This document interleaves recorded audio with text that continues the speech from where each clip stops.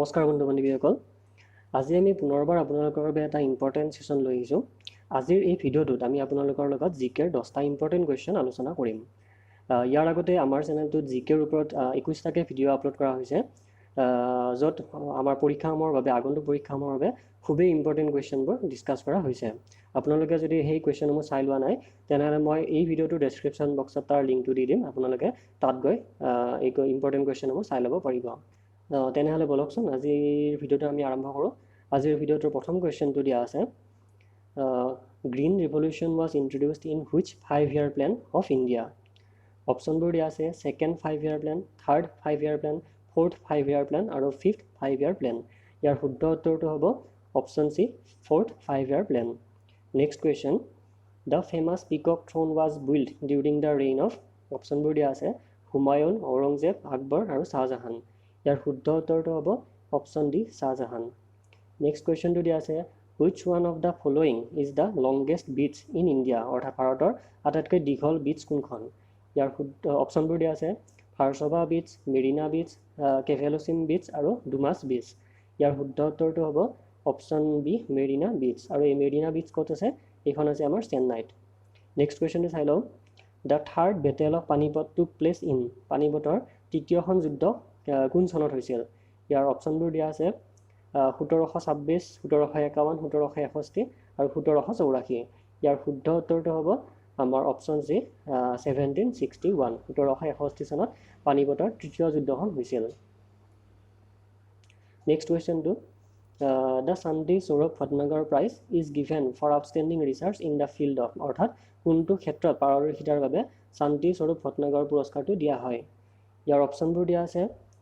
social science literature agriculture আৰু science ইয়াৰ শুদ্ধ উত্তৰটো হ'ব অপশ্যন ডি science নেক্সট কুৱেশ্যনটো the clear sky looks blue because অপশ্যনবোৰ চাই লওঁ reflection of light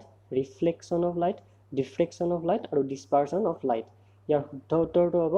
আমাৰ option D dispersion of light next কুৱেশ্যনটো which of the following scheme related to improvement of rural infrastructure ইয়াৰ অপশ্যনবোৰ দিয়া আছে PMJJBY PMJDY PMGSY আৰু PMSSBY ইয়াৰ শুদ্ধ উত্তৰটো হ'ব আমাৰ অপশ্যন চি PMGSY এই PMGSY ফুল ফৰ্মটো কি প্ৰধানমন্ত্ৰী গ্ৰামীণ সড়ক যোজনা আৰু বাকীকেইটাৰ পৰা আপোনালোকে জানেনে ইয়াৰ প্ৰথমটো হ'ব প্ৰধানমন্ত্ৰী জীৱন জ্যোতি বীমা যোজনা ইয়াৰ ছেকেণ্ডটো হ'ব প্ৰধানমন্ত্ৰী জন ধন যোজনা আৰু এইটো অপশ্যন চিটো মই ক'লোৱে আৰু অপশ্যন চি ডিটো কি হ'ব প্ৰধানমন্ত্ৰী সুৰক্ষা বীমা যোজনা এইকেইটা খুবেই ইম্পৰ্টেণ্ট আগন্তুক পৰীক্ষাসমূহৰ বাবে আপোনালোকে চাই ল'ব নেক্সট কুৱেশ্যনটো চাই লওঁ ইয়াত দিয়া আছে who amongst the following is the first Indian women badminton player to achieve world number 1 ranking ইয়াৰ অপশ্যনবোৰ দিয়া আছে জ্বালা গুপ্তা চাইনা নেহৱাল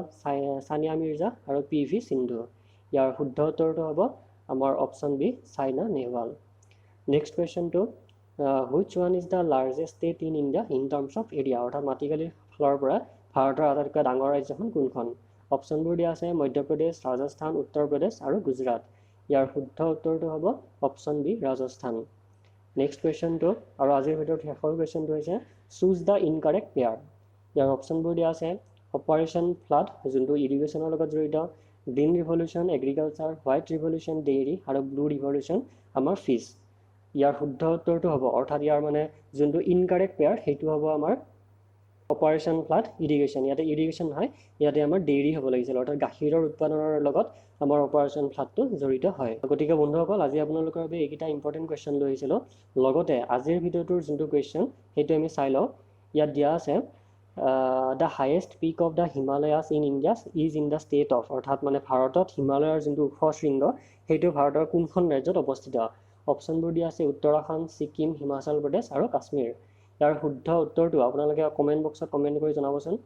আৰু ইয়াৰ আগৰ ভিডিঅ'টোৰ অৰ্থাৎ আমাৰ জিকেৰ যোনটো পাৰ্ট 21 তাত এটা কুৱেশ্যন সোধা হৈছিল যে ভাৰতৰ দক্ষিণ ভাৰতৰ আটাইতকৈ দীঘল নদী কোনখন তাৰ শুদ্ধ উত্তৰটো হ'ব আমাৰ অপশ্যন বি গোদাবৰী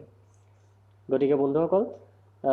আজি আপোনালোকৰ বাবে এইকেইটা ইম্পৰ্টেণ্ট জিকেৰ কুৱেশ্যন লৈ আহিছিলোঁ আপোনালোকে ভিডিঅ'টো কেনেকুৱা পালে জনাবচোন আৰু যদি ভিডিঅ'টো আপোনালোকে চাই ভাল পাইছে তেনেহ'লে প্লিজ লাইক শ্বেয়াৰ কৰি দিব আৰু চেনেলটো যদি আপোনালোকে ছাবস্ক্ৰাইব কৰা নাই তেনেহ'লে প্লিজ ছাবস্ক্ৰাইব কৰি দিব এনেধৰণৰ ইম্পৰ্টেণ্ট জিকেৰ কুৱেশ্যনসমূহ পাই থাকিবৰ বাবে ধন্যবাদ